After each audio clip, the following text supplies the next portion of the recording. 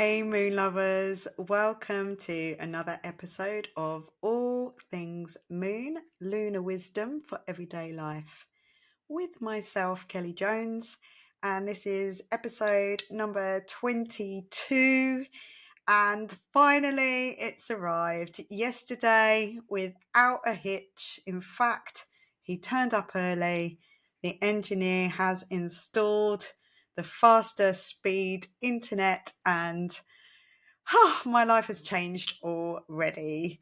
So last week's episode, I filmed it, put the audio out, but saved the video for the day that was arriving. So last night I was went to see, just how good is this, and I uploaded my video to my YouTube channel, All Things Moon, and within just over 5 minutes it had uploaded. I am so excited, I can't tell you, because previously, if you've been watching this channel, then you will know that it's been taking me like up to 24 hours. So I just kind of gave up filming myself for a bit and just did audio, and now we can do whatever we want. So yeah, so I'm really excited. So even though Mercury is retrograde, I think because I ordered it before the Mercury retrograde, it came along with no problems. Although I say that, a couple of days before it arrived, I got 2 text messages confirming the appointment with the engineer, and one was for the actual day that I booked it on, and one was for the day that I hadn't booked it on. So I had confirmation for 2 different days. So I did have to call them and sort that out. But luckily, the day I'd booked was the day that he was really coming. So that all went really well. And what else? We've had another Mercury retrograde little situation this week where my little house cats that I order them. They're such princesses. I order them every 8 weeks. They get a fresh delivery of cat grass. So, I mean, it's just grass basically, but they have grass growing in little pots. It's already grown, and it should have arrived at my house day before last, but it turns out that it was signed for by somebody called Kelly at a completely different wrong address. And I do believe a driver has gone out to try and recollect it today, but the chances of the grass still being in good condition after 2 days in the hot summer sun in somebody else's house, who, I don't know who they are. So that went astray. So that is only a minor thing. I'm sure that will get sorted out. They still have some, and I am now taking them into the garden a little bit after 10 years of them being locked up in the tower, in Princess Towers here. So yes. Anyway, what is going on this week? So by the time this comes out, and if you're listening to it on TLC radio, that will be on Monday, and this will go out probably tomorrow. It's Friday the 9th of August today. So what we're coming into now is the first quarter moon phase. And that first quarter moon, as we go into Sunday and Monday, is going to be in the sign of Scorpio. And remember, the moon goes round every month. It's always moving every 2.5 days, roughly, into each zodiac sign. So this is just a very brief passing transit that it does every month. And but the first quarter moon, after we've just had that lovely new moon in Leo, and we had a lovely online ceremony, which was nice and busy this week. And so after that, once that moon starts to appear and we get to the first quarter moon, where you can see kind of like the first half of the moon is showing, that's when we can come up against our first hurdle. So whatever we might have begun at the new moon, set some intentions. So what we did on our new moon ceremony this time is we got a bay leaf and we wrote down our intentions to send out And what we did as an exercise, I gave to you last week, our exercise in doing a self-promotion advert for ourselves, as if we were like the most amazing product in the universe. And based on all of those things, and also if you come to the moon ceremony and you know your rising sign, I can let you know which house area of your life that particular moon is going to be highlighting for you. So we used all of that information, all of that stuff about Virgo, Venus in Virgo, Mercury retrograde in Virgo, all that, don't be too perfectionist, don't be too hard on yourself. We used all of that to write down our intentions for ourselves, and then we wrote little messages on a bay leaf, and then we went outside after the ceremony was over to burn them safely and send those embers and ashes out to the universe. So basically, that's just setting intention to go forwards. And at this point, we might come across our first hurdle. So what does the first quarter moon in Scorpio mean?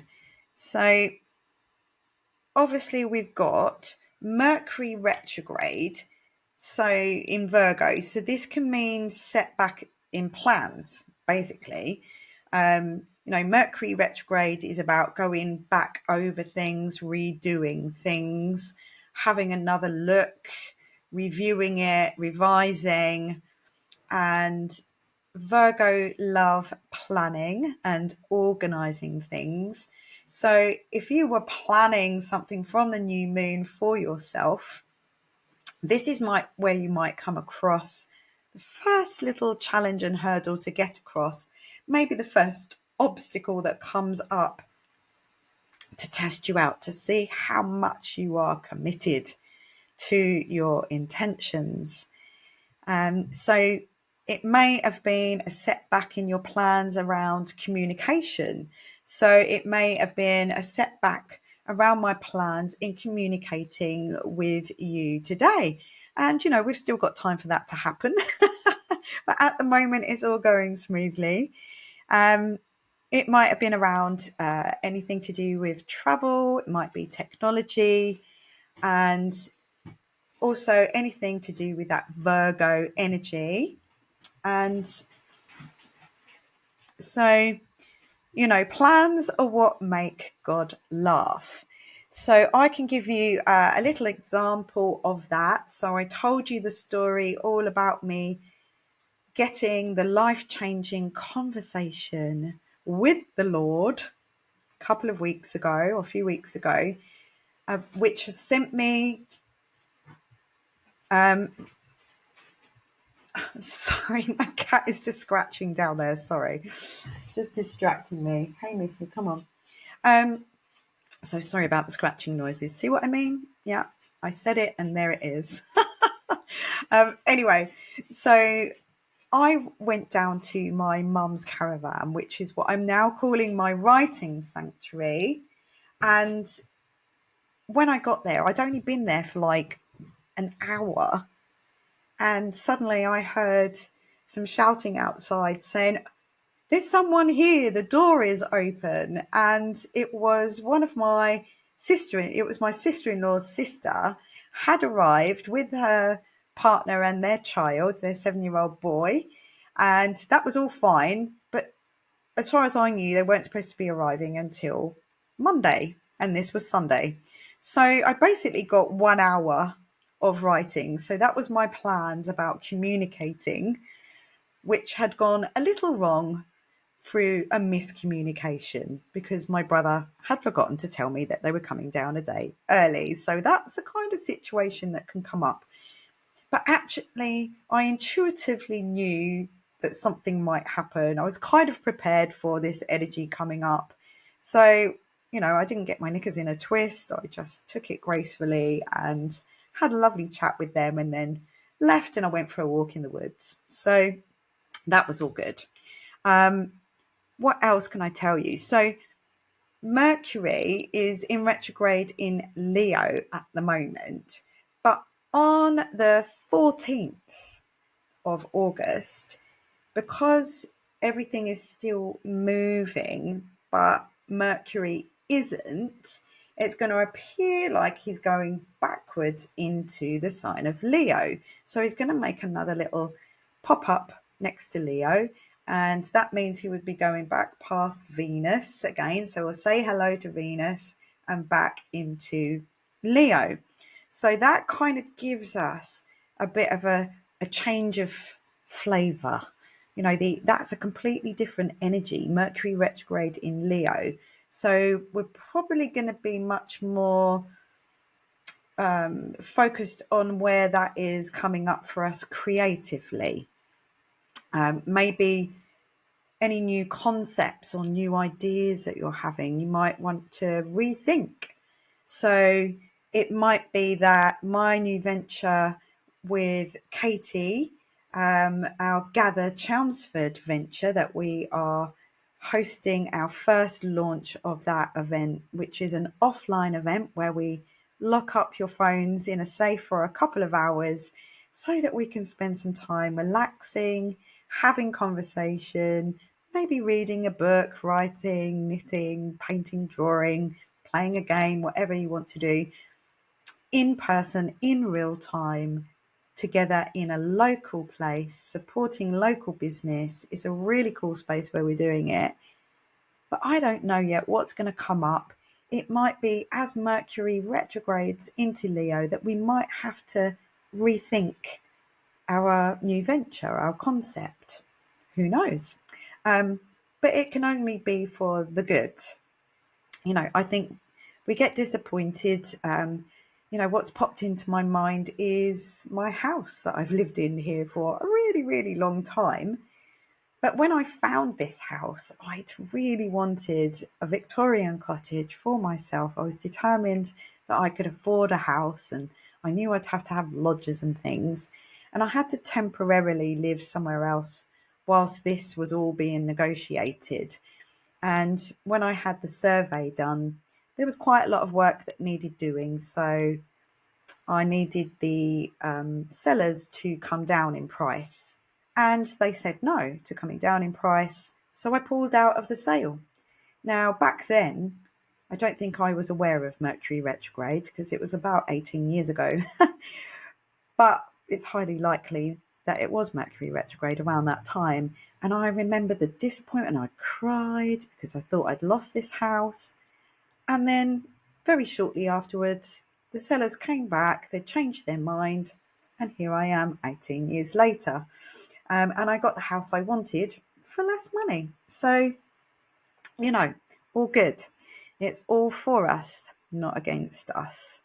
So back to the Scorpio moon, or the moon being in Scorpio around sort of Sunday, Monday time, this first quarter moon. So Scorpio is deep, dark, intense. So we might be, being that the moon is our emotions, we might be trying to get to the root of an emotional problem. Scorpio is an emotional sign. They are deep water. Because of the retrograde, setbacks are more likely. But how can we use the energy to reflect? How committed are you to what you set your intentions on? And maybe because it's in Scorpio, it might be that it's an emotional setback that comes up for you. Maybe a deep-rooted one coming up to be seen. With the upcoming clash between the Titans, Jupiter and Saturn, maybe we might be looking at how we can stay optimistic when this pessimistic party pooper Saturn is in town. So this is the Saturn planetary gong here. That's Tom's. I've got Uranus, which is here. Saturn, he's the disciplinarian. He does time, rules, restrictions. He's quite serious. so Uranus would get all excited, and we have got Uranus in this mix as well, because we have all these complicated T-square things happening, which again, it would take, a lot of time. When I do a moon ceremony, I do explain a lot more of this for you. And so we will have a full moon ceremony coming up on the 19th, full moon, but I'm actually doing that one in person for a change. So if I can work out a way of recording it, or I might record it separately so that I can still share it with you and you can still pay for it online and get the recording. But I'm actually meeting up with some of my lovely moon lovers, my lovely All Things Moon tribe, and we're going to get together at my mum's caravan, because it seems to be the sanctuary of the moment.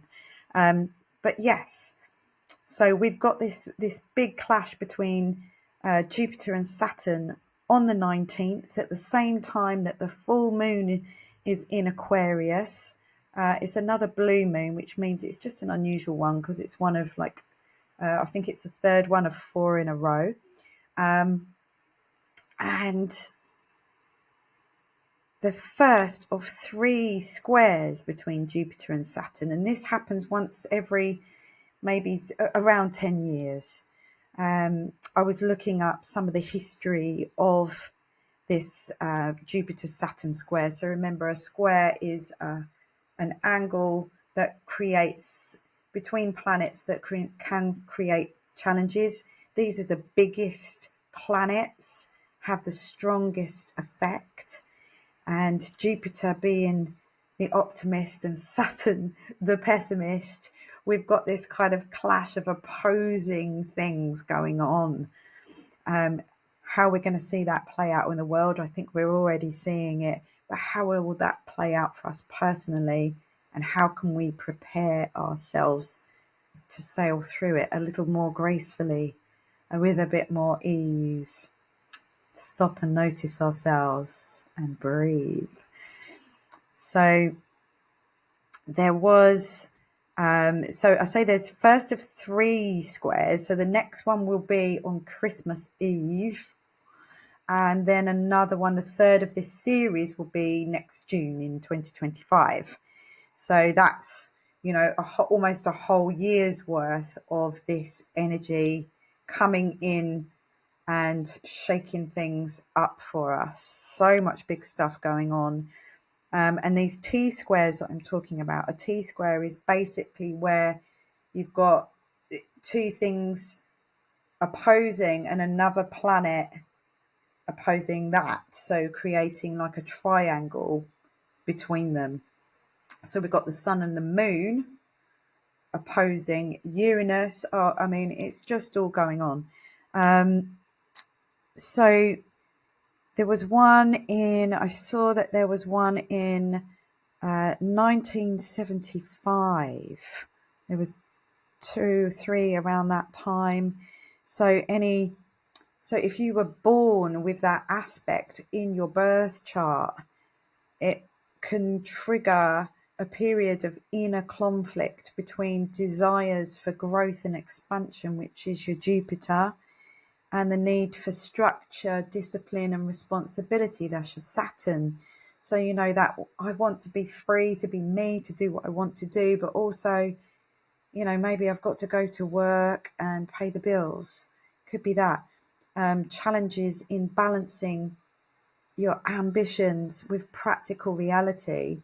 So for myself, that may have shown up as just wanting to dance and be on stage, but actually the reality of being in the world of theatre was too harsh for my sensitive Cancerian nature.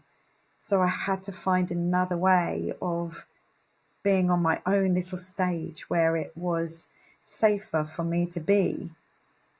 But obviously that conflict would lead to great feelings of frustration and stress. So opportunities for personal growth, self-reflection, as we were, as individuals, we're being forced to confront and reconcile conflicting desires versus limitations. everyday life really, but it's just going to be, Jupiter expands everything, and Saturn is your reality check. It's how we wished it really was versus how it really is. Personally, for myself, I call Saturn the bubble burster. When you're really excited about something and you tell it to somebody and they go, well, yeah, but have you thought about this? And you feel that sense of deflation. That could be what we might experience. A bit like the England football team getting in the final and then, everyone getting excited and then they lose. That terrible feeling of deflation, the reality of that. But I think that when you are excited about something and then someone pops your exciter bubble, you have a sense of loss of confidence. It can really knock your confidence. So I can give you an example of that, how I've had to sit with myself this week and deliberately focus on the positive, not the negative. And we all know that Facebook is, one of those places where that happens constantly, which is why I tend not to be on there. I much prefer Instagram. It's much more my friends there, much more fun, much more simple and straightforward. But I've been sharing our Gather Chelmsford event, and I put it on a group page. And there were 2 comments on there. And the first one was somebody saying, I've booked, I'm coming, I can't wait, I'm excited. And the other one was like, well, do you really have to lock your phones away? Do you really have to do that? Can't you just get people to put them in their bags?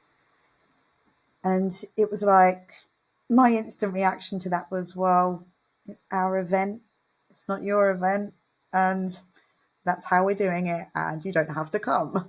But I got all caught up in that sort of negative energy of that comment.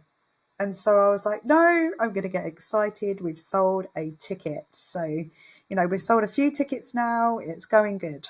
I'm focusing on that.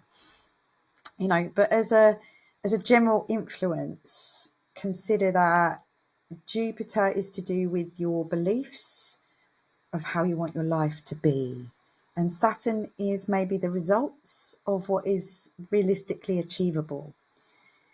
So when Jupiter and Saturn clash in a square, it suggests that there maybe is a gap between what you believe is possible and what can realistically be achieved. So,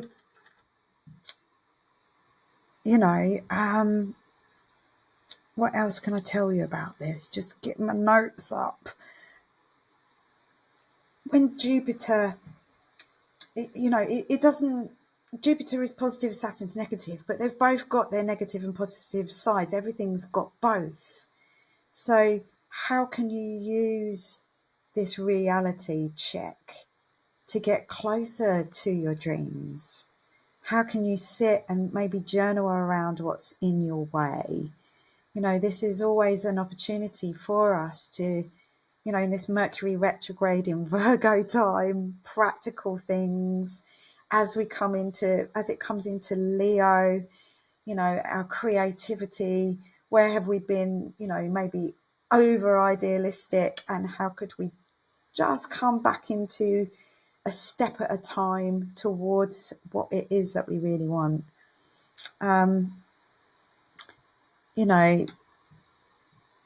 Sometimes people's dreams are too small. So how could you, because of that lack of confidence, maybe where someone keeps popping your bubble, or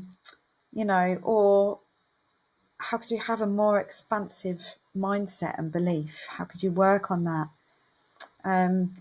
So if you're over idealistic, you can always end up falling short of your goal, or maybe your goals are too small and not dreaming big enough. So this is your chance to balance that out. If you get entangled in unrealistic expectations,